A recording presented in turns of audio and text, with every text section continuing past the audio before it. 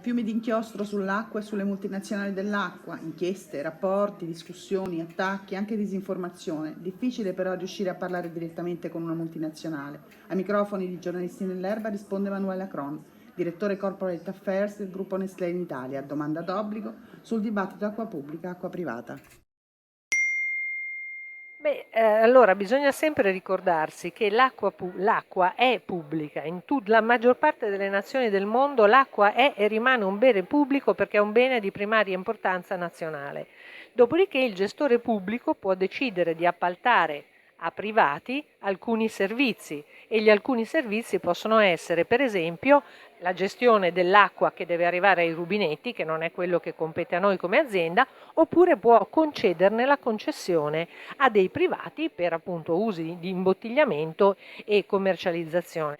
Per quanto riguarda l'acqua minerale, teniamo anche presente che venendo da fonti molto profonde, tipicamente non finisce negli acquedotti, non finisce ai rubinetti, e comunque il gestore pubblico in qualsiasi momento si riserva di poterti togliere l'acqua nei periodi in cui ce ne dovesse essere mancanza. Quindi noi stiamo parlando di due prodotti che non si possono confrontare perché hanno usi in termini anche quantitativi totalmente diversi.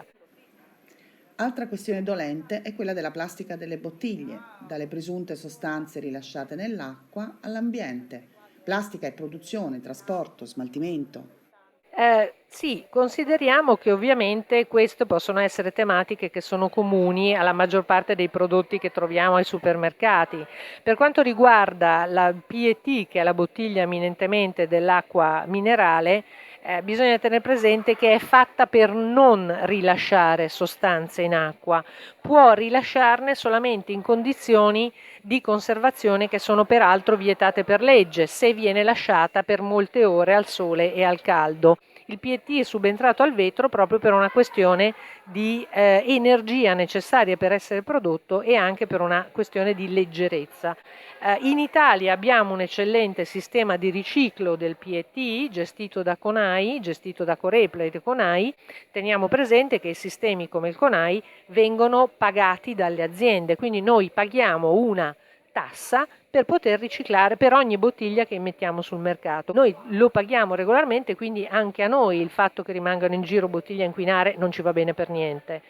Sfruttamento delle fonti, siccità, popolazioni a secco per colpa delle multinazionali dell'acqua. Come risponde Nestlé? Quali sono le proporzioni? Abbiamo delle quantità di acqua risibili in confronto a quello che è il consumo di acqua potabile. Là dove siamo stati accusati di prosciugare, in realtà quando andavi a vedere i numeri vedevi che il nostro era un 1 a fronte di 100 di acqua pubblica usata per esempio anche in agricoltura. Ogni tanto bisognerebbe cercare di vedere tutte le dimensioni del problema se veramente si ritiene che un problema ci sia. Tanta acqua è anche quella che serve negli stabilimenti. Nestlé dice di averla ridotta del 37% dal 2005.